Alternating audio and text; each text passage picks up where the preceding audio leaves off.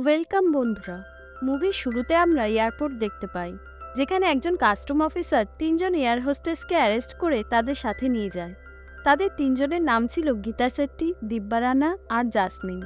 এরপর আমাদের এদের তিনজনের অতীত দেখানো হয়, যে কিভাবে তারা এয়ার হোস্টেস হয়েছে। দিব্যা রানা বলে সে স্কুলের মধ্যে টপার ছিল। সে যে গ্রামে থাকতো সেখানে একটা এয়ারপোর্ট ছিল, কিন্তু সেখানে কখনো প্লেন ল্যান্ড করেনি।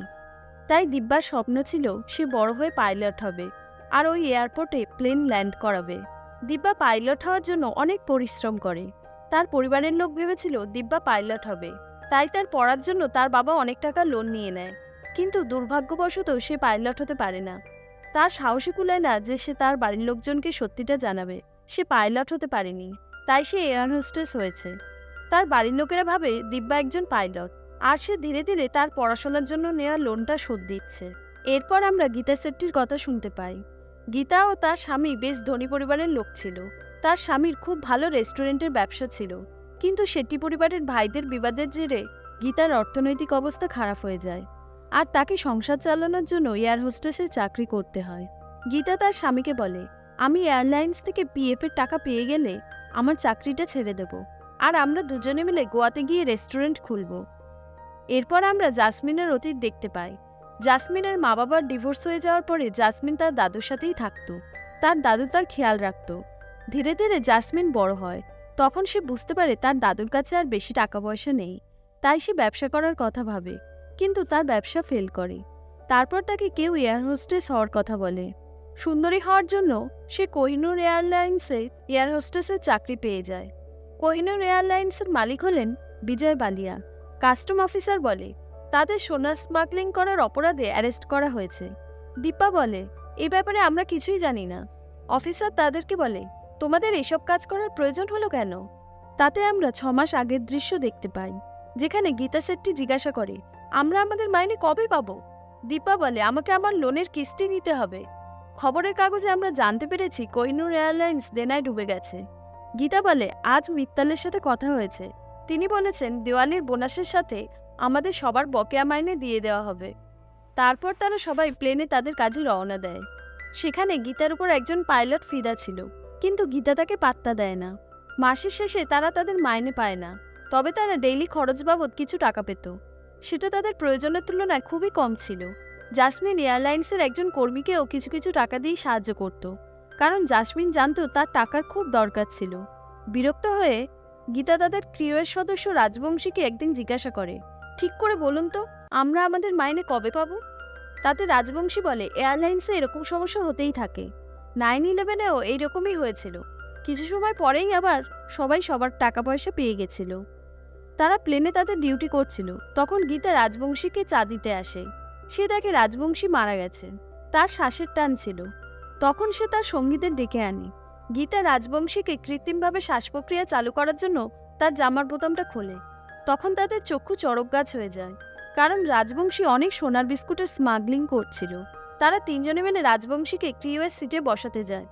জাসমিন বলে আমরা ওর থেকে সোনাগুলো নিয়ে নিলে কেমন হয়, তারপরে আমরা চাকরি ছেড়ে দিয়ে এই টাকায় খুব ভালোভাবে জীবন কাটাতে পারবো। কিন্তু গীতা বলে না, আমি চোর নই, আমি জেলে যেতে চাই না। গীতা আর দীপা এই কাজের জন্য রাজি হয় না। এরপর তারা রাজবংশী দেহ আর সোনা কাস্টম অফিসারদের হাতে তুলে দেয়। এইখানে আমরা জয়বীর নামের একজন কাস্টম অফিসারকে দেখতে পাই। সে দিব্যাকে দেখেই মুচকি হাসে। দিব্যা জাসমিনকে বলে তাদের দুজনের বাস্কেটবলের টুর্নামেন্টে প্রথম দেখা হয়েছিল। সেখানে তারা একে অপরের খুব কাছাকাছি এসেছিল, কিন্তু তারপরে আর তাদের কোনো যোগাযোগ ছিল না। জয়বীর এসে দিব্যার ফোন নাম্বারটা নিয়ে নেয় আর বলে আমাদের আবার দেখা হবে। এদিকে মিত্তাল রাজবংশের বডির পাশে দাঁড়িয়েছিল। গীতা তাকে ডাকে, কিন্তু সে তাকে পাত্তা দেয় না। কাস্টম অফিসারদের কথা শুনে জানা যায় সেখানে মোট 12 কিলো সোনা ছিল, যেটা বাইরে নিয়ে যাওয়া হচ্ছিল। এরপর কাস্টম অফিসাররা খুব সতর্ক হয়ে যায়। এখান থেকে তারা 3 বন্ধু নিজেদের ঘরে ফিরে আসে। আমরা এখানে দেখি তাদের 3 জনের ঘরের অবস্থা খুব একটা ভালো ছিল না। একদিকে জাসমিন তার ঘর ভাড়া জোগাড় করতে পারছিল না, অন্যদিকে দিব্যার বাবা লোন দেওয়ার জন্য তার অটোটাকে বিক্রি করতে বাধ্য হয়েছিল, আর গীতাও তার স্বামীকেও কম টাকায় সংসার চালাতে হচ্ছিল। জাসমিনের দাদু তার বংশের একটা সোনার আংটি জাসমিনকে দিয়েছিল। ঘরের ভাড়া মেটাবার জন্য জাসমিন তার দাদুকে না জানিয়েই আংটিটা বিক্রি করে দেয়। এদিকে গীতা বাজারে সবজি কিনতে গিয়ে তার ক্রিউয়ের একজন সদস্য সুধার সাথে দেখা হয়। সুধা আগে তাদের সাথেই কাজ করত। গীতা সুধাকে জিজ্ঞাসা করে, মিত্তাল যে কোথায়? উনি আমাদের ফোন তুলছেন না। আসলে মিত্তাল তার প্রথম স্ত্রীকে ছেড়ে সুধাকে বিয়ে করেছিল। সুধা বলে এখন সে আমার সাথেও বেশি কথা বলে না। এরপর আমরা টিভিতে বিজয় বালিয়ার ইন্টারভিউ দেখতে পাই। সেখানে বলা হচ্ছিল কোহিনূর এয়ারলাইন্স ব্যাংক্রাফট হয়ে গেছে, কিন্তু বিজয় বালিয়া বলে এরকম কিছুই হয়নি। ব্যবসায় সবসময় টাকা একরকম আসে না, এসব আমি ম্যানেজ করে নেব। আমি আমার 4000 এমপ্লয়িজের বিশ্বাস ভঙ্গ করব না। পরের দিন গীতা যখন কাজে যাচ্ছিল সে মিত্তালকে দেখতে পায়। তাকে দেখেই সে তার গাড়ির সামনে ঝাঁপিয়ে পড়ে। গীতা মিত্তালকে জিজ্ঞাসা করে, সত্যি করে বলো, কোহিনূর এয়ারলাইন্স কি ব্যাংক্রাফট হয়ে গেছে? আমরা আমাদের মাইনে পাবো তো? তাতে মিত্তাল বলে, না না, এসব কিছুই হয়নি। কিন্তু কথায় কথায় সে বলে ফেলে যে হ্যাঁ, আমরা আর কেউ আমাদের টাকা পাবো না। এসব শুনে গীতার মন খারাপ হয়ে যায় যে এখন তার পিএফ এর টাকাও সে আর পাবে না। গীতা সোজা দিব্যা আর জাসমিনের কাছে যায়। তারা এয়ারলাইন্সের গোডাউনে ছিল। গীতা সেখানকার সব জিনিসপত্র ব্যাগে ভরতে থাকে, এই ভেবে যে তারা তো আর টাকা পাবে না, কমসে কম এখানকার কিছু জিনিসপত্র বিক্রি করে যে কটা টাকা পাওয়া যায়। জাসমিন তার এই আচরণের কারণ জিজ্ঞাসা করে। গীতার মুখে সব সত্যি কথা শুনে তাদের পায়ের তলার মাটি সরে যায়। জাসমিন তাকে বলে, তোমার জন্যই ওই সোনাগুলো হাত থেকে চলে গেল। দিব্যা তাকে সরি বলে আর বলে তাদের সোনাগুলো রেখে দেওয়া উচিত ছিল। গীতা বলে, রাজবংশী কার হয়ে এই সোনা পাচারের কাজ করছিল সেটা যদি জানা যেত। জাসমিন বলে, সেটা এখনই জানা যাবে। আসলে জাসমিন রাজবংশীর ফোনটা তার কাছেই রেখে দিয়েছিল। এরপর তারা রাজবংশীর ফোন দিয়ে ওই নাম্বারটায় ফোন করে যেটাতে রাজবংশী বারবার কথা বলতো। অন্যদিকে ফোনটা মিত্তাল তোলে, অর্থাৎ এই সবকিছুর পেছনে মিত্তালের হাত ছিল। তখন তারা তিনজন মিত্তালের সাথে দেখা করে আর তাকে ব্ল্যাকমেইল করতে শুরু করে। তারা বলে, আমরাও ওই সোনা বাজারের কাজ করতে চাই, আমাদের টাকার খুব দরকার। মিত্তাল তাদের একটা কার্ড দিয়ে বলে ওই কার্ডের ঠিকানায় এসে দেখা করো। পরের দিনেই তারা তিনজন মিত্তালের দেওয়া ঠিকানায় পৌঁছে যায়। সেখানে মিত্তাল তাদেরকে সোনার বিস্কুট দেয় আর বলে, এগুলো এখন বাইরে পৌঁছানোর দায়িত্ব তোমাদের। ওখানে গিয়ে তোমরা এয়ারপোর্টের 2 নম্বর গেট দিয়ে বের হবে, ওখানে আমার সেটিং করা আছে। সে তাদেরকে সাবধান করে বলে, সোনা নিয়ে পালিয়ে যেও না, আমার কাছে তোমাদের তিনজনের পুরো ঠিকুজি কুষ্টি রয়েছে। আর খুব সাবধানে কাজটা করবে, কারণ রাজবংশীর ব্যাপারটা এখনো গরম রয়েছে। তারা তিনজনে এক জায়গায় বসে ভাবছিল যে সোনাগুলো তারা কিভাবে বাইরে নিয়ে যাবে। দীপা বলে, লোক বিদেশ থেকে সোনা নিয়ে দেশে আসে আর এখানে তার উল্টোটা হচ্ছে। তাতে জাসমিন বলে, এত খোঁজে আমাদের কি দরকার, আমরা আমাদের কাজের টাকা পেয়ে গেলেই হলো। তারা কিছুতেই ভেবে পাচ্ছিল না যে সোনাগুলো কিভাবে নিয়ে যাবে। গীতা চকলেট খাচ্ছিল। এই সময় তাদের মাথায় একটা বুদ্ধি আসে। তারা সোনাগুলো নিয়ে সোনার দোকানে চলে যায়। সেখানে তারা সোনার বিস্কুটগুলো গলিয়ে চকলেট বলের আকারে গড়িয়ে নেয়। তারপর সেগুলোকে চকলেটের মোড়কে করে চকলেটের প্যাকেটে ভরে ভয়ে ভয়ে কাজটা করে। এই কাজের জন্য তারা অনেক টাকাও পায়। ধীরে ধীরে তারা এইভাবে প্রতিদিন সোনা বাইরে পাচার করতে থাকে আর অনেক টাকাও রোজগার করতে থাকে। তার ফলে তাদের তিনজনের অবস্থা ধীরে ধীরে ভালোর দিকে যেতে শুরু করে। জাসমিন তার দাদুর সোনার আংটিটা ফেরত নিয়ে আসে। গীতাও তার রেস্টুরেন্ট খোলার স্বপ্ন দেখতে থাকে। তারা ওই টাকা দিয়ে খুব এনজয় করতে শুরু করে আর তাদের যা ইচ্ছা হয় সেটা কিনতে শুরু করে। জাসমিন কিছু টাকা ওই কর্মচারীটিকেও দেয় যাতে তার কিছুটা সাহায্য হয়। তাদের তিনজনকে খুব খুশি দেখে ক্রিউয়ের একটা মেয়ের মনে সন্দেহ জাগে। মাইনে না পেয়েও ওরা কি করে এত খুশিতে রয়েছে, কিন্তু সে ওদেরকে কিছু বলে না। একদিন তারা তিনজন যখন তাদের ফ্লাইটের জন্য যাচ্ছিল তখন কাস্টম অফিসার এসে তাদের পথ আটকায় আর তাদের জিনিসপত্র সার্চ করতে থাকে। কাস্টম অফিসারটা তাদের ব্যাগ থেকে চকলেটের বাক্সটা তুলতেই দীপা সেখানে জয়বীরকে দেখতে পায়। জয়বীর দিব্যাকে ডেকে নেয় আর অফিসারকে ডেকে তাদেরকে যেতে দিতে বলে। আজ তারা একটুর জন্য ধরা পড়তে পড়তে বেঁচে গেছিল। কাজের পরে তারা যখন বাড়ি ফিরছিল তখন জাসমিন জয়বীরকে নিয়ে দিব্যার সাথে ইয়ার্কি করছিল যে এখন তারা দুজনে খুব কাছাকাছি এসে গেছে। সুযোগ বুঝে সে দিব্যার ফোন দিয়ে জয়বীরকে ডিনার করার জন্য মেসেজও করে দেয়। তাদেরকে এত খুশি দেখে তাদের অন্য সঙ্গীদের খুব হিংসা হচ্ছিল। রাতে দিব্যা জয়বীরের সাথে ডিনার করতে আসে। সেখানে তারা বেশ কাছাকাছি চলে আসে। পরের দিন তারা যখন ফ্লাইটে ছিল তারা তাদের প্রতিদিনের খরচ পায়। তখন সেখানে সেই সহকর্মীটা বলে, এত অল্প টাকায় আমি আমার বাচ্চাকে ভালো স্কুলেও দিতে পারবো না। সে তার দুরবস্থার কথা বলে কাঁদতে থাকে। সেটা দেখে দিব্যা আর গীতার মন গলে যায়, কিন্তু তাদের কিছুই করার ছিল না, কারণ সে যদি তাকে সত্যি কথাটা বলে যে কোহিনূর এয়ারলাইন্স ব্যাংক্রাফট হয়ে গেছে তাহলে তারা আর সোনাগুলো বাইরে নিয়ে যেতে পারবে না। এরপর গল্পটা বর্তমানে ফিরে আসে। সেখানে কাস্টম অফিসার তাদেরকে বারবার সোনার ব্যাপারে জিজ্ঞাসা করছিল যে রাজবংশী মারা যাওয়ার পর বারবার সোনা পাচার করা হয়েছে। আমার মনে হচ্ছে এতে তোমাদের হাত রয়েছে। তাতে তারা তিনজন সোজা না করে দেয়। তারপরে অফিসার তাদের তিনজনের ফোন চেক করে। সে জাসমিনের ফোনে তাদের তিনজনকে গ্র্যান্ড পার্টি করার ছবি দেখতে পায়। সে তাদেরকে জিজ্ঞাসা করে, তোমরা এত টাকা কোথায় পেলে?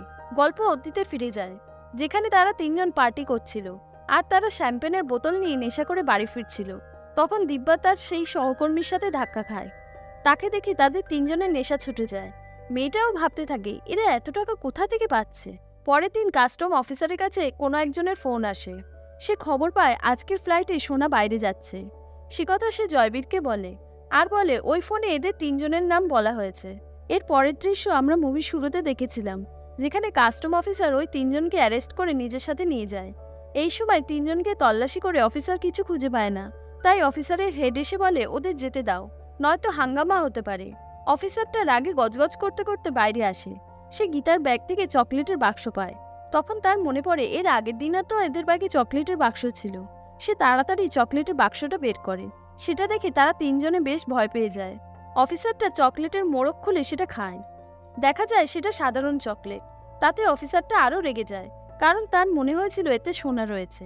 তাদের তিনজনের বিরুদ্ধে কোনো প্রমাণ না পাওয়া যাওয়ায় তাদের তিনজনকে ছেড়ে দিতে হয়। এরপর আমরা 6 ঘন্টা আগের দৃশ্য দেখতে পাই।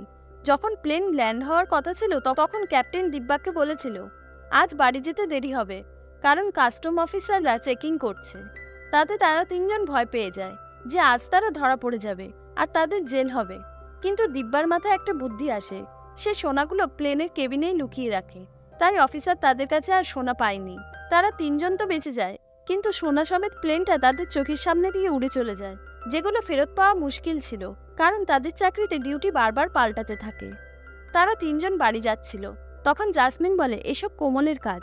সেই কাস্টম অফিসারদের আমাদের কথা বলেছে, কারণ সেদিন পার্টির পরে সেই আমাদের দেখেছিল। কোনো একটা কথা নিয়ে দিব্যা আর জাসমিনের মধ্যে ঝগড়া হয়ে যায়। তখন গীতা তাদের দুজনকে গাড়ি থেকে নামিয়ে দেয় আর বাড়ি চলে যায়। দিব্যার ফোনে জয়বীরের কয়েকবার ফোন আসে, কিন্তু দিব্যা তার ফোন ধরে না। পরের দিন দিব্যা যখন ফ্লাইটে ছিল, সে তার সহকর্মীদের তাদের ব্যাপারে কথা বলতে শুনে। তখন তার মনে হয় সে কি ক্রিমিনাল হয়ে গেছে, কারণ সে টপার হয়েও এইসব বাজে কাজ করছে। দিব্যা এয়ারপোর্টে গেলে তার সাথে তার ভাইয়ের দেখা হয়ে যায়। তার ভাই তাকে এয়ার হোস্টেসের পোশাকে দেখে আঘাত পায়, কারণ সে জানতো দিব্যা পাইলট। তারপরে দিব্যা তার ভাইকে সব সত্যি কথা খুলে বলে। সে তাকে বলে যেরকম চলছে চলতে দাও। এইভাবেই কিছুদিন কেটে যায়। একদিন ওই প্লেনটার কেবিন থেকে সোনা নিচে পড়ে যায়। সেই খবরটা সব চ্যানেলে দেখানো হচ্ছিল। খবরটা দেখে গীতা খুব ভয় পেয়ে যায় যে তাদের এখন কি হবে। তাতে মিস্টার শেট্টি বলে ভয় পাওয়ার কিছু নেই, কারণ পুলিশের কাছে তোমাদের বিরুদ্ধে কোনো প্রমাণ নেই যে বাক্সটা তুমিই রেখেছ। খবর দেখে জয়বীর ওই অফিসারটাকে বলে তোমার খবর ঠিক ছিল। অফিসারটা বলে এখন আর কি হবে, ওরা তিনজন তো ফাঁকি দিয়ে বেঁচে গেল। দীপা জয়বীরের সাথে দেখা করতে যায়। জয়বীর তার উপর রেগে যায়। সে বলে আমি তোমার সাথে কোনো কথা বলতে চাই না। সেই রাতে জাসমিন ঘরে এসে দেখে তার দাদু তাকে ছেড়ে চিরকালের মতো চলে গেছে। তাতে সে একেবারে ভেঙে পড়ে। দিব্যা আর গীতা তার পাশে এসে দাঁড়ায়। কিছুদিন পরে টিভিতে দেখানো হয় যে বিজয় বালিয়া দেশ ছেড়ে পালিয়ে গেছে। কোহিনূরের এমপ্লয়িরা আর 1 পয়সাও পাবে না। এইসব শুনে সব কর্মচারীরা কাঁদতে থাকে। কোমল গীতা আর দিব্যাকে বলে আমি তোমাদের আপন ভেবেছিলাম, কিন্তু কোহিনূর যে ব্যাংক্রাফট হয়ে গেছে সেটা জেনেও তোমরা আমাদের আগে থেকে কিছু জানালে না। আমি কাস্টম অফিসারকেও তোমাদের ব্যাপারে কিছু জানাইনি। এটা শুনে তাদের তিনজনের মাথা ঘুরে যায়। জাসমিন ভাবে কোমল যদি তাদের কথা অফিসারকে না বলে থাকে তাহলে কে বলেছে। তখন গীতার কাস্টম অফিসারের কথা মনে পড়ে যে তাদের খবরই তাদের মতোই একসময় এয়ার হোস্টেস ছিল। তাতে গীতার মনে হয় কাজটা মিত্তালের দ্বিতীয় স্ত্রী সুধারও হতে পারে। তারা তিনজনে গিয়ে সুধাকে ধরে। সুধা তাদেরকে সত্যি কথা বলে যে মিত্তাল আমাকে ছেড়ে চলে গেছে। সে বাইরে গিয়ে একটা ফিরিঙ্গির সাথে সেটিং করেছে, তাই রেগে গিয়ে আমি কাস্টম অফিসারকে সোনা পাচারের খবর দিয়েছি। কিন্তু তাতে কি লাভ হলো, মিত্তাল তো ধরা পড়ল না। গীতা তাকে জিজ্ঞাসা করে মিত্তাল এত সোনা কোথা থেকে পেল। সুধা বলে ওগুলো মিত্তালের নয়, বিজয় বালিয়ার সোনা, যেগুলো তোমরা বাইরে পাঠিয়ে ওদের পালানোর পথ সহজ করে দিয়েছ। সেটা শুনে তারা চমকে ওঠে। তারা কিছু টাকার লোভে পড়ে নিজেদের পায়ে নিজেরাই কুড়ুল মেরেছে। তারা সোনাগুলো বাইরে নিয়ে না গেলে বিজয় বালিয়া এখান থেকে পালাতে পারতো না। সুধা বলে পরের সপ্তাহে বালিয়া তার মেয়ের ধুমধাম করে বিয়ে দিচ্ছে। সন্ধ্যার সময় তারা তিনজনে একটা জায়গায় দেখা করে। দিব্যা বলে আমি হিসাব করে দেখেছি, আমরা প্রায় 3000 কোটি টাকার সোনা বাইরে পাচার করেছি। তখন গীতা বলে আমরা ওই সোনা ফিরিয়ে আনবো। এরপরে তারা বিজয় বালিয়ার থেকে সোনা আনার জন্য আলবুর্জে পৌঁছে যায়। তারা সেই হোটেলটার খোঁজ পেয়ে যায় যেখানে বালিয়া ছিল। সেখানে তারা মিত্তালকেও দেখতে পায়। তারা সেই সোনা ভর্তি বাক্সটা দেখতে পায় যেটা বালিয়ার কাছে ছিল। গীতা বলে বালিয়া সোনা এখানেই রেখেছে, তাই এখানে আমাদের স্টাফের চাকরি নিতে হবে। এরপর গীতা একটা লোকের সাথে যোগাযোগ করে তাকে পয়সা খাইয়ে সেখানে স্টাফের চাকরি নিয়ে নেয়। তারপর তারা তিনজন প্ল্যান করে যে তারা সোনাগুলো কিভাবে সেখান থেকে বের করে আনবে। তবে একটা সমস্যা ছিল, কারণ পুরো হোটেলেই সিসিটিভি ক্যামেরা লাগানো ছিল। দিব্যা তার ভাইকে ফোন করে, সে হ্যাকিংয়ে ওস্তাদ ছিল। তার ভাই তাতে রাজি হয়ে যায়, কিন্তু তার জন্য তাকে সার্ভারের তথ্য দিতে হবে। দিব্যা সেখানকার স্টাফ হয়ে সেই তথ্য হাতিয়ে নেয়। দিব্যার ভাই হ্যাকিংয়ের কাজে লেগে পড়ে। গীতা জানতে পারে এই হোটেলের ঘরের কার্ড ও তার পাসওয়ার্ড শুধুমাত্র ঘরের মালিকই জানে। সেই কার্ড আর পাসওয়ার্ড ছাড়া বালিয়ার ঘর খোলা যাবে না।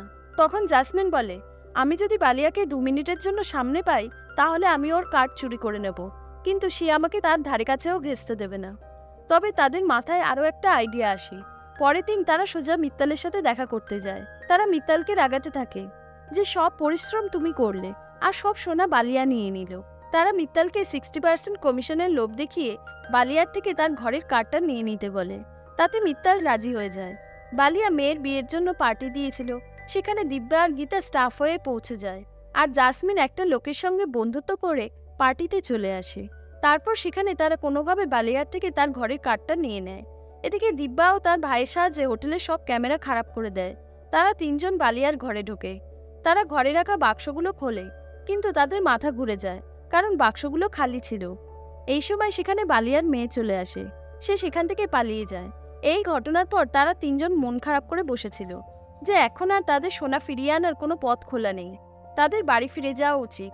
এর 2 দিন পর বালিয়া তার মেয়ে আর জামাই সমেত সব সোনা নিয়ে একটা প্লেনে করে বিদেশে যাচ্ছিল। আমরা দেখি তাদের আপ্যায়ন করার জন্য গীতা আর জাসমিন আগে থেকেই প্লেনে হাজির ছিল। এরপর আমরা অতীতের দৃশ্য দেখতে পাই, যেখানে গীতা বলছিল আমাদের বাড়ি ফিরে যাওয়া উচিত। সেই সময় জাসমিন একটা ট্যাব বের করে, যেটা সে বালিয়ার ঘর থেকে তুলে নিয়েছিল। সেই ট্যাব থেকে তারা জানতে পারে যে বালিয়া দেশ ছেড়ে কোনো একটা দ্বীপে চলে যাচ্ছে। তখন তারা প্ল্যান করে যে তারা প্লেন থেকেই সোনা চুরি করবে। তারপরে তারা প্লেনের ক্রিউদের সরিয়ে তার জায়গায় নিজেরা চলে আসে। এরপর তারা শ্যাম্পেনের মধ্যে ঘুমের ওষুধ মিশিয়ে সবাইকে খাইয়ে দেয়, কিন্তু বালিয়ার মেয়ে সেটা খেতে রাজি হয় না। সে উল্টোপাল্টা জিনিসের অর্ডার করতে থাকে। তার চাহিদা পূরণ করতে করতে তারা নাজেহাল হয়ে যাচ্ছিল। কিছুক্ষণ পরে সবাই অজ্ঞান হয়ে যায়, কিন্তু বালিয়ার মেয়ে কিছুই খায়নি, তাই সে সজ্ঞানে ছিল। কিছুক্ষণ পরে তারা তাড়াতাড়ি গিয়ে বালিয়ার ব্যাগগুলো চেক করে। ওই ব্যাগগুলো সোনা ভর্তি ছিল, সেটা দেখে তারা খুব খুশি হয়। কিন্তু পেছন থেকে বালিয়ার মেয়ে এসে তাদের দেখে নেয়। সে তার বাবাকে ওঠাতে থাকে। ঘুমের ওষুধের জন্য চিৎকার চেঁচামেচির পরেও কেউ ওঠে না। তারা বালিয়ার মেয়েকে বেঁধে রাখে। তারপর জাসমিন আর গীতা ওই ব্যাগগুলো বন্ধ করে নিয়ে যাওয়ার জন্য প্রস্তুত করে। এদিকে বালিয়ার মেয়ে কোনোভাবে প্লেন চালাচ্ছিল যে পাইলট, তার সাথে যোগাযোগ করে। এই সময় আমরা দেখি প্লেনটা দিব্যা চালাচ্ছিল। আমরা অতীতের দৃশ্যে দেখি বালিয়ার প্লেন সেই লোকটা চালাচ্ছিল যে গীতাকে পছন্দ করত। তাই গীতা তার সাথে দেখা করতে যায় আর তাকে অজ্ঞান করে বন্দি বানিয়ে নেয়। তারপর তার জায়গায় দিব্যা চলে যায়। এরপর আমরা বর্তমানে ফিরে আসি। আমরা দেখি প্লেনটা ল্যান্ড করার সময় চলে এসেছে আর দিব্যা খুব ভয়ে ভয়ে রয়েছে, কারণ সে প্লেন চালাতে পারত, কিন্তু সেটা ল্যান্ড করতে জানতো না। তাই সে গীতার কথায় প্লেন ল্যান্ড করার জন্য বই পড়ে। সে রানওয়ে দেখে অনেক কষ্ট করে প্লেনটাকে ল্যান্ড করে। তারপরেই দিব্যা বুঝতে পারে এটা তো তাদের গ্রামের সেই রানওয়ে যেখানে প্লেন ল্যান্ড করানো তার জীবনের স্বপ্ন ছিল। তারপরে তারা তিনজন সব সোনা নিয়ে সেখান থেকে চলে যায় আর বালিয়া তাদের দেখতে থাকে, কিন্তু তার কিছুই করার ছিল না। কিছুক্ষণ পরে সেখানে পুলিশ আর কাস্টম অফিসাররা চলে আসে। তারা বিজয় বালিয়াকে অ্যারেস্ট করে নেয় আর সোনাগুলোও হেফাজতে নিয়ে নেয়। তারা তিনজন এইসব নিয়ে আগেই জয়বীরের সাথে ডিল করে নিয়েছিল। তারপর আমরা দেখি তারা তিনজন বালিয়ার ব্যাগ থেকে আগে থেকেই কিছু সোনা বের করে নিয়েছিল। সেটা তারা ক্রিউয়ের সদস্যদের মধ্যে ভাগ করে দেয়। মিত্তালও তার ভাগ পেয়ে যায়। সে সুধার কাছে ফিরে আসে। তারপরে জয়বীর আর দিব্যার প্রেম কাহিনী শুরু হয়। আর এখানে এই সুন্দর মুভিটি শেষ হয়ে যায়। বন্ধুরা, চ্যানেলটি সাবস্ক্রাইব করতে কিন্তু ভুলবেন না। এরকম আরও নিত্য নতুন মুভি নিয়ে আমি খুব শীঘ্রই হাজির হব। দেখা হবে আবার নেক্সট মুভিতে। ধন্যবাদ।